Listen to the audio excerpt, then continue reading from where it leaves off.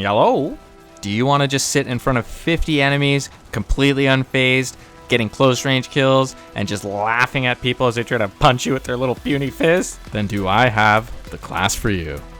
That's right, it's another Devastator video. I have pumped much more time into this character, played with some of my friends to utilize team play and see how he fits into the bigger picture of team composition. I have had a lot of fun doing it. In a tank class, you're really supposed to be up directly in front of your friends. This way you can maximize your ability to tank the enemy's damage and pull aggro away from your friends. But recording the footage for this video, I actually was more concerned with pushing in as deep as possible and not contributing to team play whatsoever and testing just how strong the Devastator truly is. Before we get started with my build information, I have 2 questions for you, YouTube viewer. Number 1, what character have you been playing the most? And number 2, if you've been playing a lot of Devastator, how have you spec'd them out? Genuinely curious, because I normally stay away from hybrids. I'm always min-maxing my characters, but I think this character might be a very good hybrid with a mix between high damage output and incredibly high sustain, aka tankiness. This video is going to cover my most recent Devastator build. It is a full tank build, full reflect shield, full golem. I'm going to go over some gear and skill information towards the end of this video, so if you're into that kind of stuff like a nerd, then stick around, because I love to talk about that exact stuff. So this build is going to highlight what I think is one of the more tankier ways to play this class.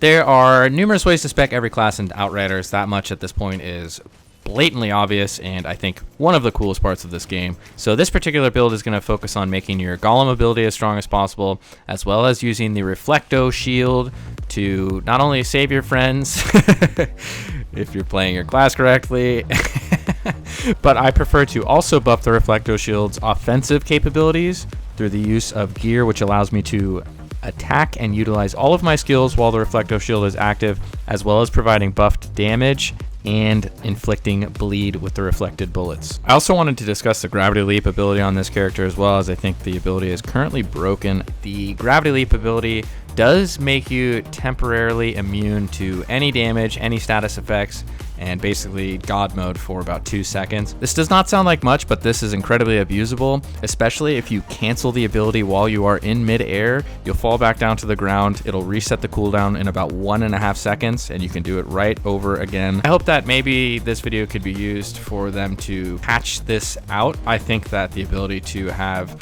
on-demand God mode on this character, even if it is only for 2 seconds, is a little bit broken. I'm not sure if that's what they intended.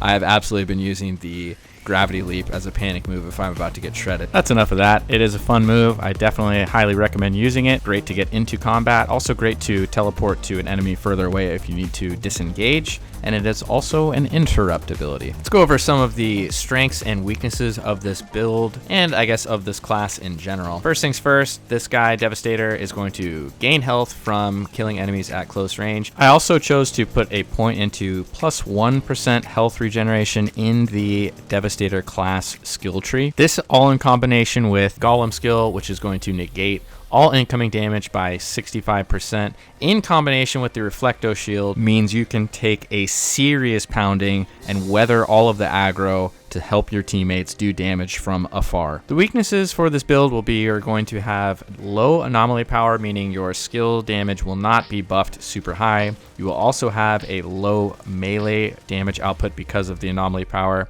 as well as having very long cooldowns on this character in general. Let's move on to abilities, specifically the Reflecto shield.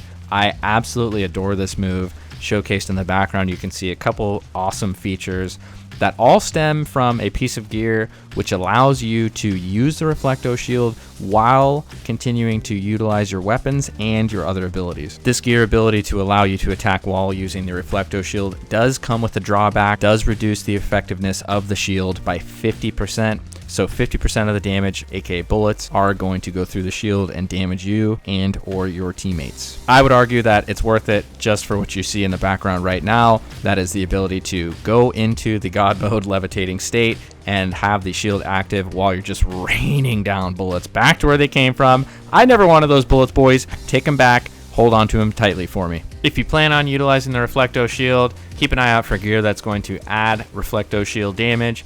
add bleed status to Reflecto shield damage, and there is a piece of gear which adds 50% damage to the enemy with the most health. All of these abilities in combination make the Reflecto shield lethal and still negate 50% of damage for yourself and anyone standing behind you. And this is a big wall, so it's pretty hard to miss it if somebody is trying to hide from damage behind you. The Golem ability is inherently strong, but I like to add gear that gives me plus 1.5 seconds per kill to Golem duration while Golem is active, as well as another piece of gear which adds plus 50% to Golem duration. The final buff I like to run for my Golem is going to be adding a pulsating bleeding effect. It pops every 2 seconds while Golem is active, and it triggers bleed within a 5-meter radius around your character. It's nice, a little extra damage over time, and also looks kind of cool as well. The final skill Devastator has access to in the demo is Earthquake. I plan on doing a separate video building a caster Devastator with Earthquake and tons of interrupts. For weapons on this character, I like to run double Life Leech. Both guns, I want to have Life Leech coming from the attributes as well as the base stats that contribute Life Leech as